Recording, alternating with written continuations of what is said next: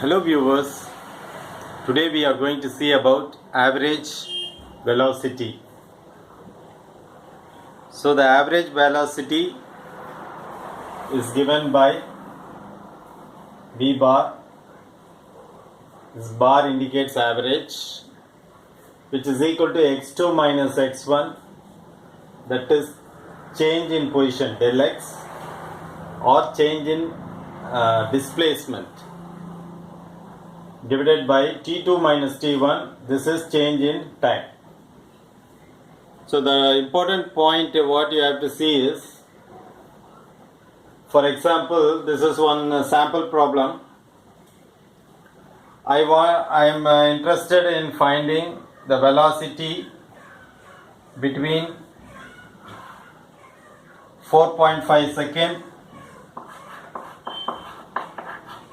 and 6 at this interval. That is, the upper limit is 6 second, lowest limit is 4.5 second. Corresponding value in the y-axis is, this is 10 meters, y-axis distance. Actually it is, I will tell you what is distance and displacement, we have seen already. Then at 6 seconds it is 40. So this is the point, okay. Here it is like this. So already you know about the difference between distance covered and displacement. Actually in average velocity we are taking only the displacement, not the distance covered.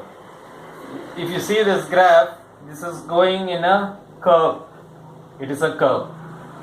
But when we calculate, actually we are calculating this difference, okay. That means we take the shortest distance between this point and this point. We are not going along this line. So we are using only the shortest distance. So shortest distance means we know the end point and we know the starting point. Just to draw the line, that will be the shortest distance. So this is called displacement. So in this formula we are using only displacement for finding out the average velocity, and the corresponding time is noted down in the x-axis. Here it is 6 seconds and here it is 4.5 seconds. But if you measure actual distance, the length will be more. So you should not do like that. We always take for average velocity, we take only the displacement from initial point to the final point, that's all. So that is represented as del x, or I call it as change in position or displacement divided by change in time. So in this case, the change in time is here 4.5 second, here 6 seconds. So 6 second minus 4.5 second, that will give you 1.5 second. And the displacement, if you see, this point is at 40 and this point is at 10, the corresponding y-axis value. So 6 minus 4 point is 1.5. Then 40 minus 10 is 30. This 1.5 can be written as 15 by 10. Bring this 10 to the numerator. 30 into 10 by 15. 15 twice.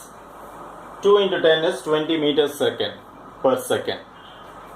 So this is written as 20 meters per second. M(s power minus 1). So this is the average velocity. So the key point I want to stress is, in finding out the average velocity, you should find out the shortest distance or displacement divided by the time, change in time.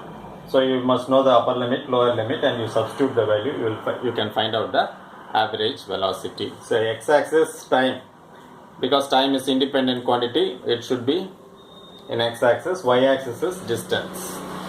So that's all about average velocity. Hope you have understood this topic. Thanks for watching. Nandri.